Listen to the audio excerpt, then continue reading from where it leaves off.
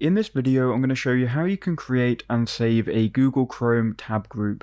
Now, I've got a tab group here called YouTube Research, and if I click on it, it's going to open a very specific set of Reddit posts which I was reading.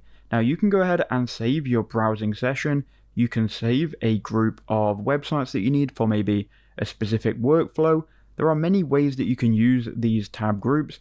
And if I wanted to close it, I can just click on it again. You can categorize these, you can add more than one. So I'm going to show you how you can do it right now. First, we'll open up some tabs and I'll use some as an example. So let's say here that I was doing some research on how to make money online, or maybe these were tabs of a workflow of a business. So let's say, for example, I wanted to create a button which opened all of my tabs needed to run my online business. What I can do is I can create my own tab button. So to do that, you want to hold down Control, then click on every tab that you want to add to this button and you want to group together. Once you've held down Control, you've clicked on them all, right click on the very last one, then click Add Tabs to Group. You can then go New Group and you can then name this group. So I'm going to put here Make Money Online because this is a group based on the Make Money Online niche.